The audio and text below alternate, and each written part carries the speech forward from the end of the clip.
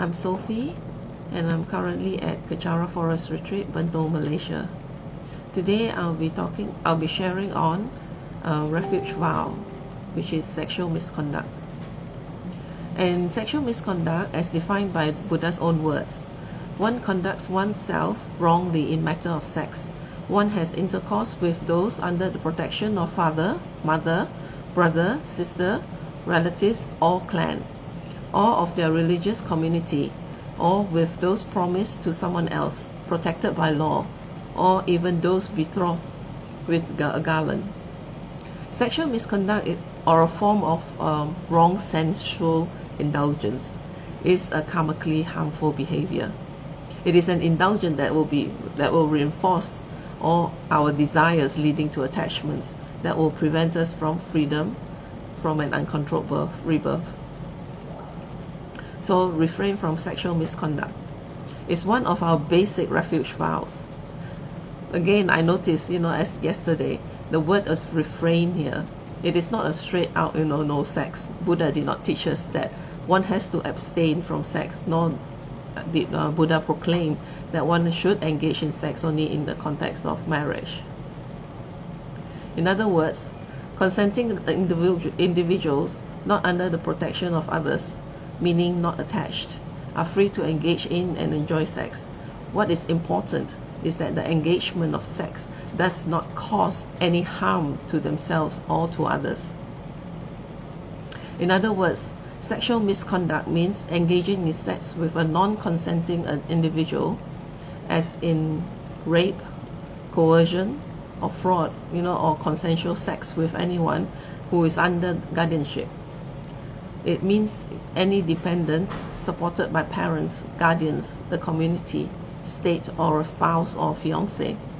Remember, this was set 2,500 years ago in India, where woman does not have any, social status and must be under guardianship of someone. And these are some of the items that are considered sexual misconduct. Now, one, sex obtained under duress, which is like rape, under threat, blackmail, or fraud. And number two, sex with another who is engaged or married. 3, sex with another who is under guardianship of another, like such as parents, or even, this is like even if your partner consents, if they're under guardianship and not married, or to you, it's a misconduct. And number 4, sex with animals. Well, this is a story, that Buddha had told regarding a queen named Malika. She had been a great devotee of Buddha, and she has actually been, she gave Buddha the unrivaled alms giving, to that the Buddha can receive once in his lifetime. And she did only one deed in her lifetime that had evil results, and that made her be born in hell for 7 days there. It was actually sexual intercourse with a dog and lying about it when her husband, King Prasanadi of Kosala in the Ganges Valley, saw it. So, for that she went to hell for 7 days, even after she has given Buddha the unrivaled offering, And then number 5 is sex with prostitute. Number 6, sex with a person of the same sex. This is according to the Lamrim, Liberation in the Palms of Your Hand by Kapje Pabongka Rinpoche, page 401. It says it's quite clear guideline in regards to sexual misconduct. It says for lay people, any wrong orifice that is other than the vagina is considered as sexual misconduct. And then for the ordained person, any sexual activity is sexual misconduct, because celibacy is a form of training in self-discipline to bring craving under control. So it's they do not allow sex to for the ordained person. So the karma for sexual misconduct is that you'll be unable to have to keep any of your followers, servants, or spouses, which means that you may end up as in divorce or something like that. And you will live in places in which were muddy and filthy. So for that, today I will share some of the Rinpoche's blog. They have this section which is like you can ask pastors questions, and I will share some of it which I felt that it was quite applicable, and I think a lot of people would like the answer. They may question and answer. So this is okay. One of the question was, I have read that the Dalai Lama in books and interviews has explained that sexual acts between same-sex partners are considered to be a form of sexual misconduct, including the use of hands, mouth, or anus, or for both homo and heterosexuals. That is, only sexual acts that are for the purpose of reproduction and only involving genitalia in the lay community is permissible. Is that the case? I have always felt that consensual sexual acts between partners of any sex within a committed, respectful, monogamous relationship with no intent to harm would be considered appropriate sexual conduct. What are your views? So this was a reply from the pastor. All forms of attachment don't benefit our mind development, and achieving a renunciation is the key to freeing us from suffering. Thus, ultimately, it applies to all forms of sexual relationship and related conducts, be it straight or same-sex relations. However, it is not something to be achieved overnight, though it is possible for some individuals. The view we take instead is to focus on the path to accumulate merits and to engaging in purification practices. The view we take is sincere people will engage in sexual relationships. The emphasis is on respect, care, and to use the relationship to support and nurture each other for good and beneficial deeds.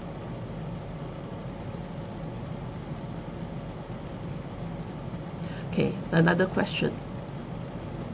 I am currently in my early 30s and have been single for the past 2 years, which means no spouse or girlfriends.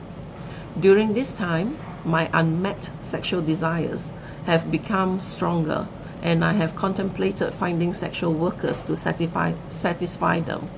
My questions are as follows. 1.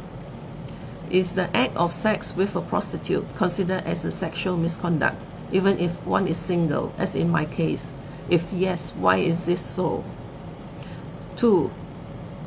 Secondly, if it is not advisable for me to do so, what can I do in the meantime and long-term wise to help me cope or control my sexual urges? The reply is, what keeps every being in samsara is due to our attachment, hatred, anger, and ignorance. We cannot rid off attachments overnight, but focus on increasing more virtuous thoughts through studying and contemplating on Buddha's teachings.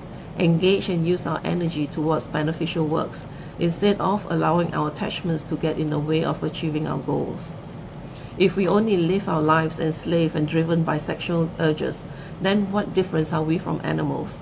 The human form is precious because of its potential for us to practice the Dharma for ultimate and lasting happiness. Why live a life every day in the pursuit to satisfy sexual urges?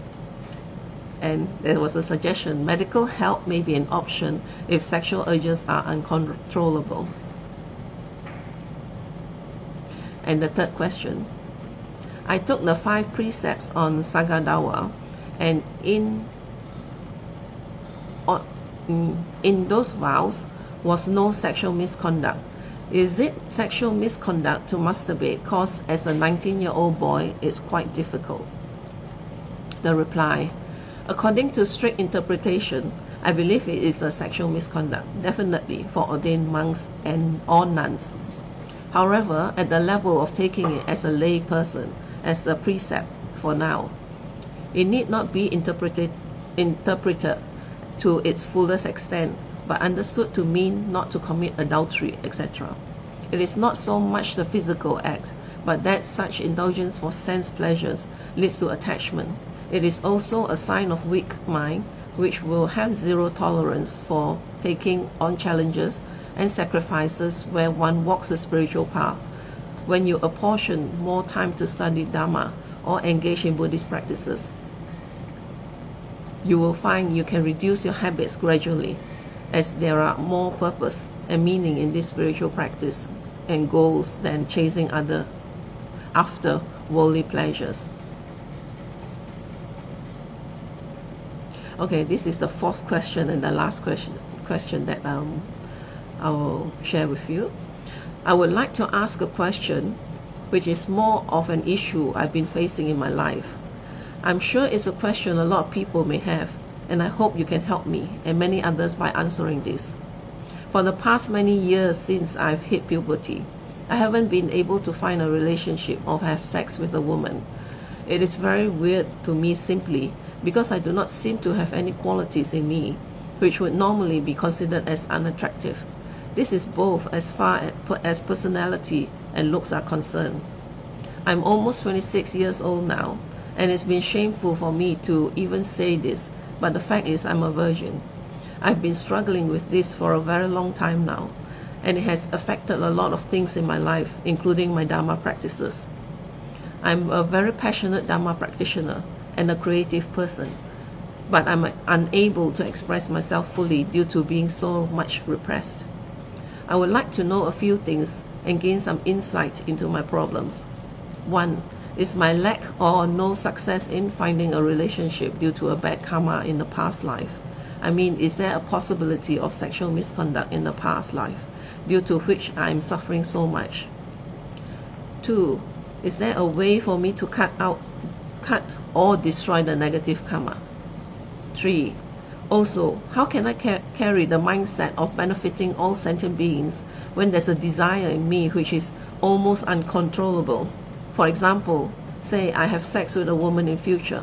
How am I supposed to carry the desire to benefit that woman as a fellow sentient being, along with the desire for sexual satisfaction for myself? This is the last and a very important question, so I'm expecting an answer to this one, if not for the above two. So he says, as I'm writing this, I have tears rolling down my eyes simply because I feel there's so much potential inside me that I just cannot express due to my sexual repression. I want a Buddhist perspective on this problem simply because I'm tired of all the advice I've read and heard from the internet. Your answer would mean a lot, and this is my last resort probably, simply because if a Buddhist cannot answer this, then probably nobody can answer this. Your answer to this will not only help me overcome this particular issue, but it will also be helpful in other aspects of my life, including my career. And this is what the pastor has replied. As for the first part of your question, everything that happens to us is the result of karma from previous lives, from where we are born and the situation we are put in. Everyone has both good karma and bad karma. It depends on the causes and conditions of different karma to open and manifest. However, the point of Buddhist practice is to break through this karma, changing our life situation through our own effort and spiritual practice. The second question, for the second reply.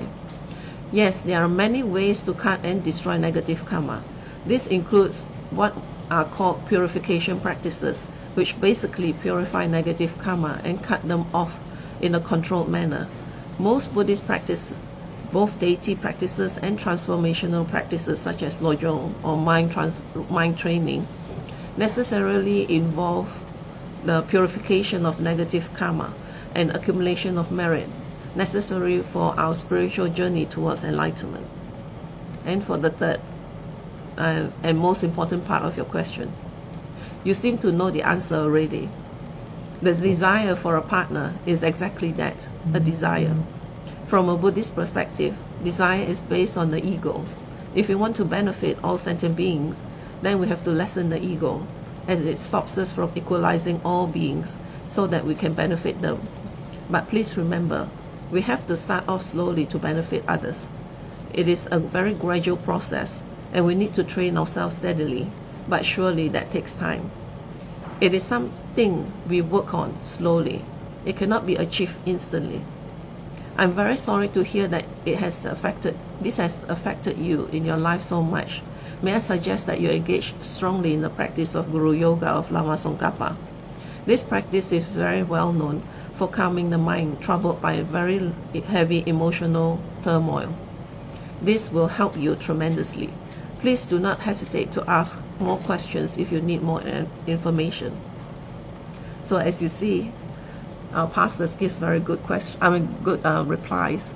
And so if you do have any questions, do visit our Rinpoche site.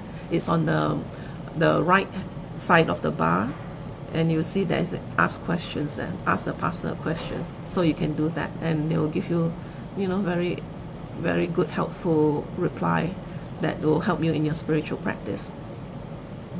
So I'll end the session today, and well, actually, remember, just if you do have questions, ask them, because they are, to me, they are like the wings of Rinpoche, reaching out to help to benefit others. So okay, I'll take some questions now.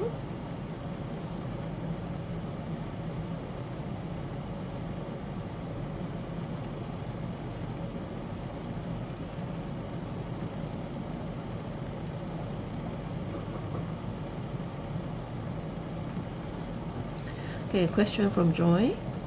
Is there any particular practice that can help us control our sexual desires?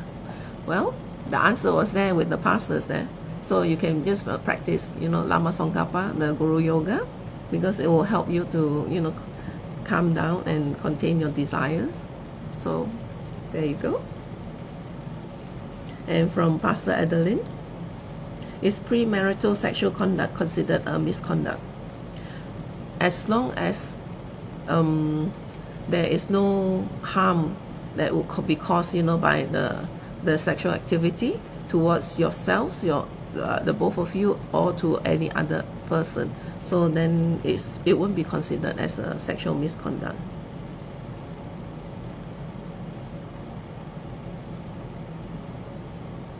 And from Yi Yin Teo, so doing Dharma work or living in a Dharma community will help us to refrain from sexual misconduct. If where I live does not have a Dharma center or community, how else can I do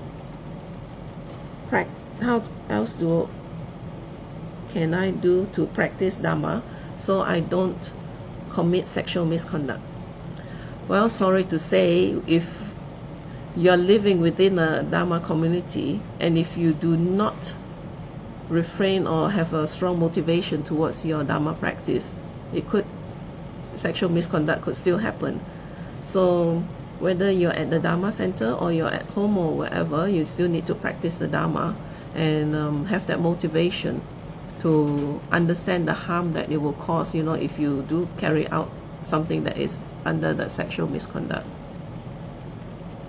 But when you're in a Dharma community, at least you have support from your Dharma brothers and sisters who can give you advice if you were to approach them, with your problems. And if you don't, as mentioned by the pastors earlier in the questions and reply section, you can do your Dharma practice, especially like Lama Tsongkhapa, who is able to, the practice will be able to calm your mind. And the thing is, the more you focus on your Dharma practice, then the less you will focus on your own desires. So focus out. And from Pastor Shin, in some culture, polygamy, one woman having several husbands, and also polygamy, having several wives, are accepted. Are those considered sexual misconduct? As mentioned, if it does not harm anyone, then it will not be considered as sexual misconduct, because if it's their culture, it's acceptable, and there is no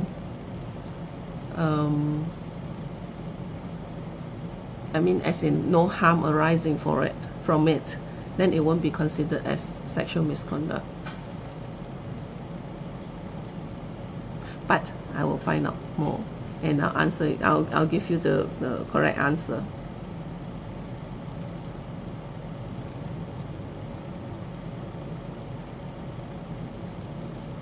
Okay, I think that's the questions that are for tonight.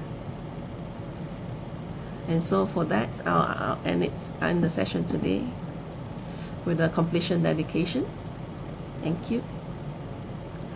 Yang yo senjo rinpoche ma ke panam ge yoshi ke panam pa me payang gone gondo pe washo toni to wa rinpoche ma ke panam ge yoshi ke panam pa me payang gone gondo pe washo da so jini sapange wadi dan dan ro wa guna gampada je pa jesu no san trapai tam pingin porin du sa se sho ke wa kunto yan na lamada rame jo ki pala long cho che sadam langi yot ne razone do je changi ngopa ngotu so ke wadi yododa lama sangyo ne doa chika malupa de sala ko pasho joki ke kosunga pa joso nampa pewala ke kisama siwadang tungki malu sawasho dadam songi dusundang drewa songi latene Gewa lo santra pai tampa yureva gyushi ni modele sendele ni migunya dele shi ni sintatu dele pao koncho sungi jingilo koncho sungi ngodroso koncho sungi trasi sho jesu lama kusen rapting chin nam katri ni chojo ke pada lo sam tempe dro me sap sungi dro e mun satato ni gyushi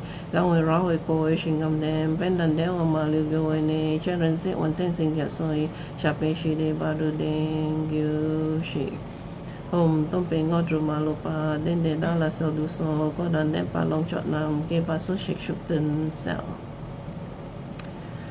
Thank you for joining me and good night.